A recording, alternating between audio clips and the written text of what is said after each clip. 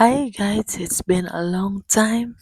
Hindi ako nakapag-upload guys. Then, at this moment pala, dito ako sa Unitap Carmen. Naisipan ko dumaan dito at magtingin-tingin lang dito. And then, nakikita ko talaga yung mga pagbabago dahil nga Christmas at ano ngayon, makikita mo maraming mga lights, Christmas tree. Ang cute oh. Mga maliliit na Christmas tree, pwedeng pan-display sa misa. And pumunta ako sa mga damitan, may pantulog. Tingin-tingin lang ako niyan guys kasi wala akong budget. Ika nga nila, window shopping, pero wala tayong mabili, no? Pero it's okay, no doubt for that. And then, pumunta ako sa mga bra. Na-amaze na talaga ako dito kasi marami pala magandang, kahit mumurahin, pero maganda, no? Pero sa oras na yan, wala pa akong budget para niyan guys. Dumaan lang ako kasi nag-CR lang ako sa mall na yan. So ayan, tingin-tingin lang ako pagka sakaling may babalikan ako diyan.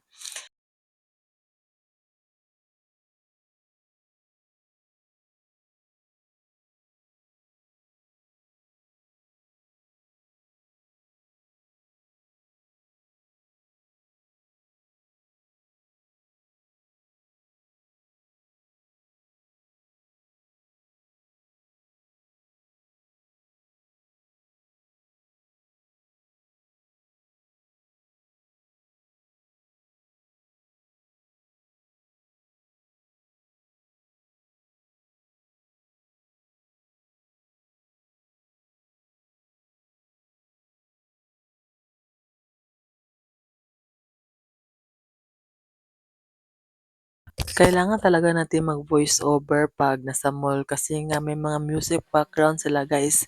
And then dumaan ako dito sa mga notebook kasi naisipan ko yung anak ko. Ewan ko ba nakalimutan ko kung nakabili ba ako pero sa tingin ko nagtingin-tingin lang ako niyan guys. Parang nakabili ako ng pad. Kasi nga yung anak ko nagpabili sa akin ng pad.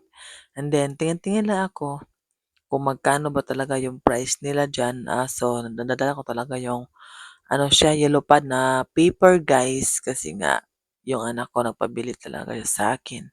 So yan lang ang inuna ko yung ginagamit talaga ng anak ko and then may nakita akong mga salamin dito and then nakisamin na din ako at na-realize ko diyan guys na tumataba na pala ako. Nahirapan ako sa tumangkalis sa sarili ko kasi nga tumataba tsaka parang ang hirap huminga 'pag mataba ka guys 'no? Kailangan talaga mag-diet talaga. And then umikot na naman ako diyan and then nakita ko yung mga tasa, kasi mahilig talaga akong magkape then mahilig ako sa mga tasa. Kaya lang, parang hindi ako nakabili niyan kasi nga medyo namahalan pa ako.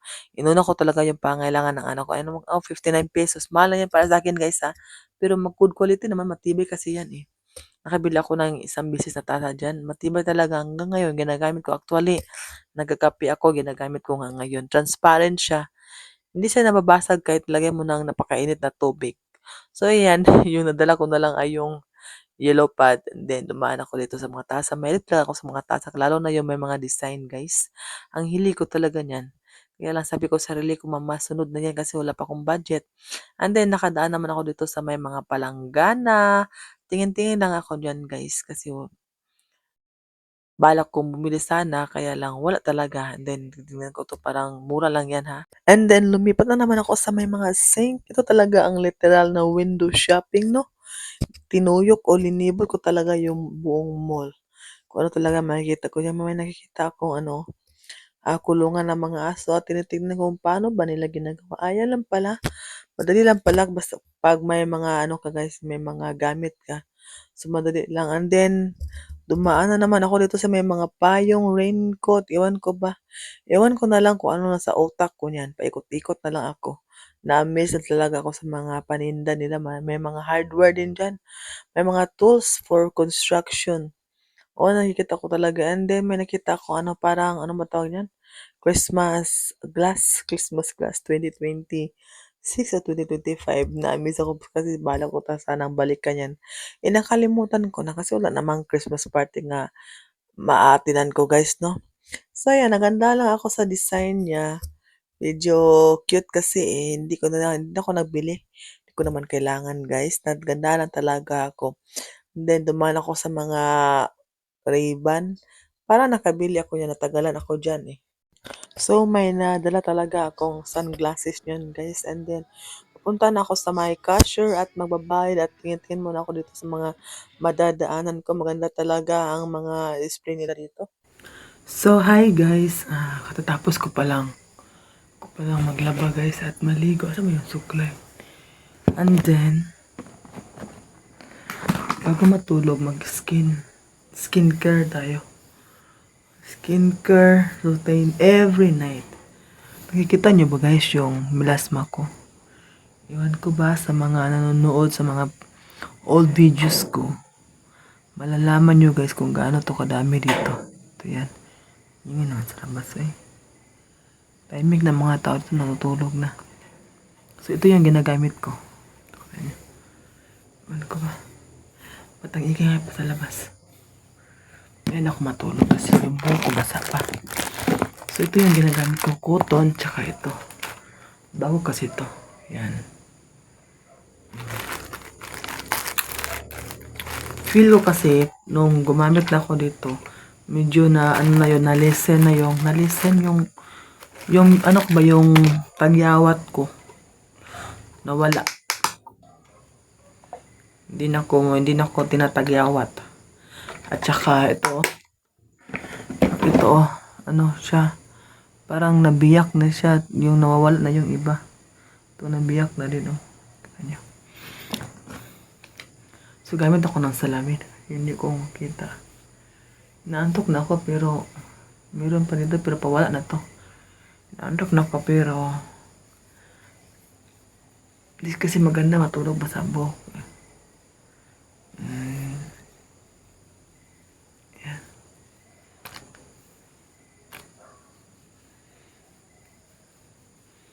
Medyo yung mukha ko, ano mas Tagalog yung niyayag, pumuti siya ba?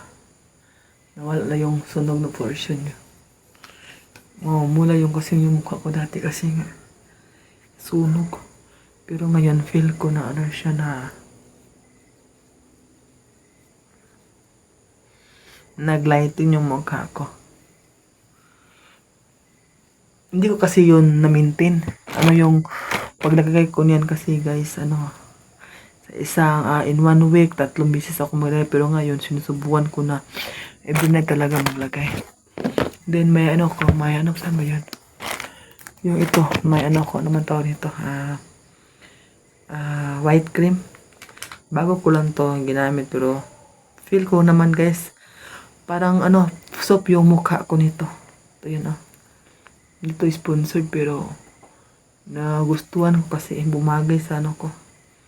Sa skin tone ko. May skin tone ba? Yan. Yan lang.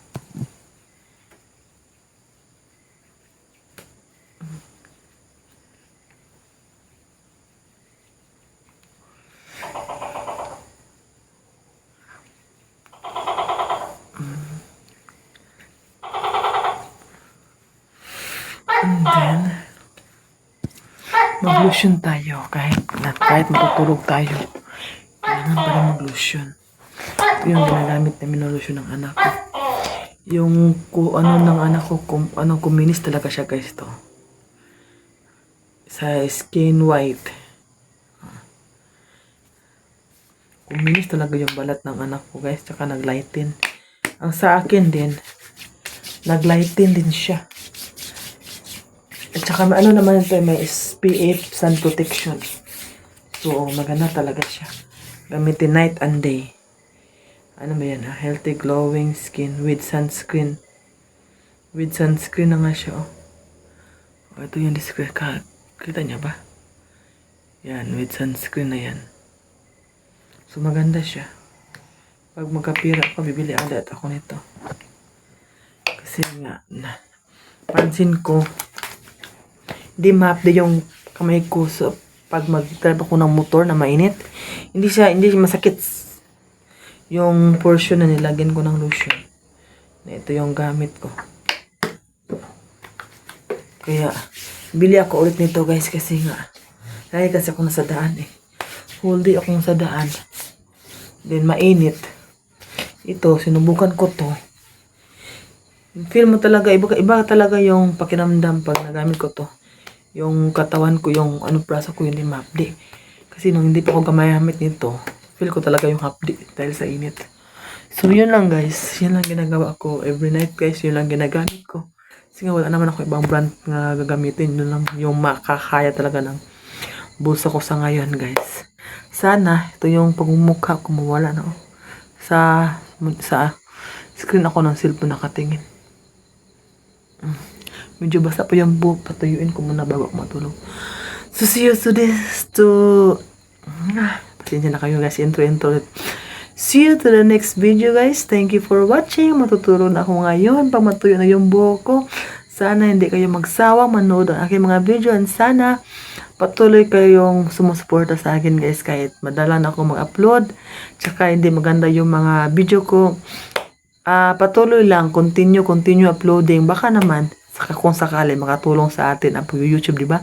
So that's all for tonight. Thank you for watching. Bye. God bless everyone. Bye.